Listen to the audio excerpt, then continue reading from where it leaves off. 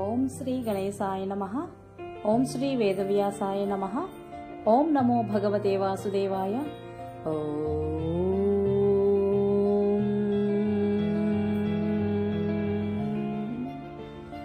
శుక్లాంబరధరం విష్ణుం శశివర్ణం చతుర్భుజం ప్రసన్నవదనం ధ్యాయేత్ సర్వవిఘ్నోపశాంతయే.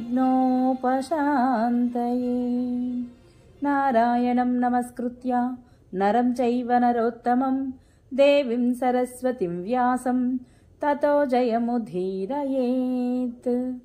అనగా నారాయణ స్వరూపుడైన శ్రీకృష్ణుడికి, నరోత్తముడైన అర్జునుడికి, వారి లీలలను ప్రకటించే సరస్వతీదేవికి, దానిని రచించిన వ్యాసునికి నమస్కరించి అసుర భావాలను తొలగించి అంతఃకరణ శుద్ధిని కలిగించే మహాభారత గ్రంథ పారాయణకు ప్రేరేపించిన శ్రీకృష్ణ భగవానుడిని ప్రార్థిస్తూ ఈరోజు పారాయణలోనికి వెళదాం. మరి హరే కృష్ణ. అందరికీ నమస్కారం. మహాభారత గ్రంథ పారాయణలో భాగంగా మనం ఈరోజు 244వ రోజుకు వచ్చేసాము. మనము ఉద్యోగ పర్వంలో విదుర నీతి గురించి చెప్పుకుంటున్నాము. చాలా బాగుంటుంది, చివరి వరకు స్కిప్ చేయకుండా చూడండి. ఈరోజు మనము బ్రాహ్మణుడు ఎలా ఉండాలి, భిక్షకుడు అంటే ఎవరు, సన్యాసి ఎలా ఉండాలి, అసలు రాజు ఎలా ఉండాలి అనే అంశాల మీద తెలుసుకోబోతున్నాము. చాలా చాలా అద్భుతంగా ఉంటుంది, చివరి వరకు స్కిప్ చేయకుండా చూడండి. హరే కృష్ణ. విదురుడు చెబుతున్నాడు, పూజింపదగిన పెద్దలు విచ్చేస్తున్న సమయంలో వారు సమీపించేసరికి పిన్నల ప్రాణాలు పైకి లేచిపోతూ ఉంటాయి. అప్పుడు ఆ పిన్నలు వారికి స్వాగతం చెప్పడానికి లేచి నిల్చొని నమస్కరించగానే అవి యథాస్థితికి చేరుకుంటాయి. సాధు పురుషులు ఎవరైనా తమ ఇంటికి అతిథిగా వచ్చినప్పుడు ధీరులు వారికి ముందుగా ఆసనమిచ్చి నీటితో కాళ్ళు కడిగి అనంతరము వారిని కుశలమడిగి ఆపై తమ సంగతులు చెప్పాలి. ఆ తర్వాత అవసరాన్ని గుర్తించి భోజనాది ఏర్పాట్లు చేయాలి. వేదవేత్తలు అయిన బ్రాహ్మణులు ఇంటి యజమాని యొక్క లోభం గాని, భయం గాని, పిసినారితనం కారణంగా గాని జలము, మధుపర్కము, గోవు స్వీకరించకపోయినట్లయితే ఆ గృహస్థు యొక్క జీవితం వ్యర్థము అని ఉత్తములు అంటూ ఉంటారు.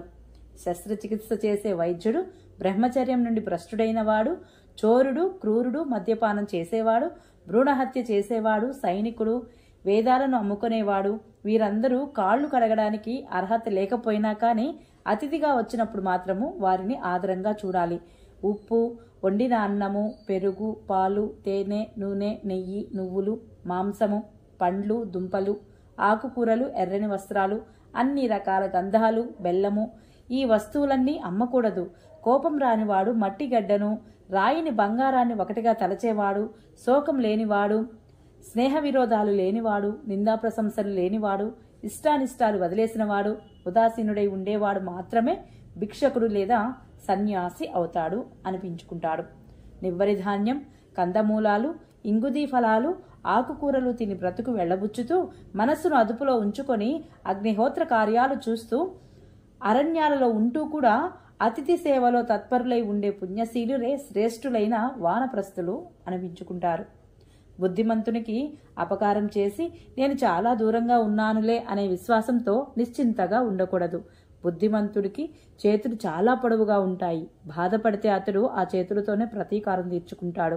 నమ్మదగిన వానిని ఎలాగూ నమ్మనేకూడదు, కానీ నమ్మదగిన వానిని కూడా ఎక్కువగా నమ్మకూడదు. నమ్మిన వాని వలన కలిగిన భయము మొదలంటా నాశనం చేస్తుంది. మానవుడు ఎప్పుడూ ఈర్ష్య లేకుండా, స్త్రీలను రక్షించేవానిగా, సంపదలను న్యాయంగా పంచిపెట్టేవానిగా, ప్రియవాదిగా, నిష్కపటంగా ఉండాలి. స్త్రీల వద్ద మధురంగా మాట్లాడే వానిగా ఉండాలి, కానీ వారికి మాత్రం ఎప్పుడూ లొంగిపోకూడదు. స్త్రీలు గృహలక్ష్ములు అని అంటారు. వారు అత్యంత సౌభాగ్యశాలినులు, పూజనీయులు, పవిత్రులు, ఇంటికి శోభ కలిగించేవారు వారు. కనుక వారిని విశేషంగా రక్షిస్తూ ఉండాలి. అంతఃపుర రక్షణ భారాన్ని తండ్రికి అప్పగించాలి. వంటింటి ఏర్పాట్లను తల్లి చేతులలో పెట్టాలి. గోసేవకు తనతో సమానుడైన వారిని వినియోగించాలి. వ్యవసాయాన్ని మాత్రము తానే స్వయంగా చూచుకోవాలి. సేవకుల చేత వాణిజ్య వ్యాపారాలను, పుత్రుల చేత బ్రాహ్మణ సేవను చేయించాలి. నీటి నుండి అగ్ని, బ్రాహ్మణుల వలన క్షత్రియులు, రాతి నుండి లోహము పుట్టాయి. వీటి శక్తి సర్వత్రా వ్యాపించినా తమ పుట్టుక స్థానాలలో పనికిరాదు. మంచి వంశంలో పుట్టినవాడు అగ్నిలా వెలుగొందేవాడు క్షమాశీలుడు, వికారరహితుడు అయిన సత్పురుషుడు కాష్టంలోని అగ్నిలా శాంతంగానే ఉంటాడు. తన ఆలోచనలను బట్టి సభాసదుడికే కాక ఆంతరంగిక సభ్యులకు కూడా వెల్లడి కాకుండా ఉంచగలిగే రాజు, అన్ని వైపులా దృష్టిని పెట్టగల రాజు చిరకాలం ఐశ్వర్యాన్ని అనుభవించగలుగుతాడు. ధర్మార్థకామ సంబంధమైన కార్యాలను ముందుగా చెప్పకూడదు, చేసి చూపించాలి. అలా చేయడం వలన తన ఆలోచన ఇతరులకు వెల్లడి కాకుండా ఉంటుంది.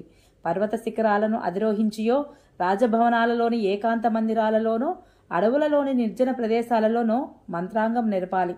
భారత, మిత్రుడు కానివానికి, మిత్రుడైనా పండితుడు కానివానికి, పండితుడైనా కూడా మనసును అదుపులో పెట్టుకోలేని వారికి తన రహస్య మంత్రాలోచనను తెలియనీయకూడదు. రాజు బాగా పరీక్షించకుండా ఎవరిని తనకు మంత్రిగా నియమించుకోకూడదు. ఎందుకంటే ధనాదాయము, మంత్రరక్షణ భారము మంత్రిపైనే ఉంటుంది. ధర్మార్థకామ సంబంధమైన తన కార్యాలన్నీ పూర్తిగా ముగిసిన తరువాతనే సభాసదులకు తెలిసినట్లయితే ఆ రాజు రాజులందరిలోనూ శ్రేష్ఠుడు అనిపించుకుంటాడు. తన మంత్రాంగాన్ని రహస్యంగా ఉంచుకోగలిగిన రాజే నిస్సందేహంగా కార్యసిద్ధి పొందగలుగుతాడు. మోహానికి వసుడై దుష్కర్మలు చేసిన రాజు ఆ పనులను వికటించడం వలన తన ప్రాణాలకు కూడా నీళ్లు వదులుకోవలసి ఉంటుంది. ఉత్తమ కర్మానుష్ఠానము సుఖాన్ని ఇస్తుంది, అది చేయకపోతే పశ్చాత్తాపపడవలసి వస్తుందని అంటారు.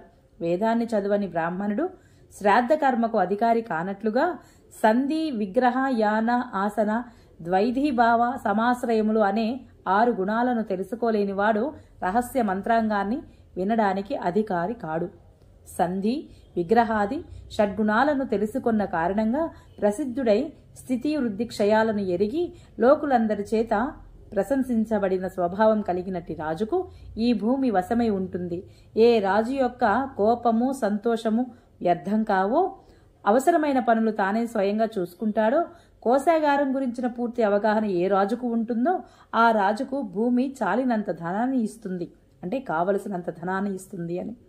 రాజు తనకు ఉన్న రాజు అనే పేరుతోనో, రాజోచిత ఛత్రధారణతోనో సంతృప్తి పడాలి. సేవకులకు తగినంత ధనాన్ని ఇవ్వాలి, కానీ అంతా తానొక్కడే మింగివేయకూడదు.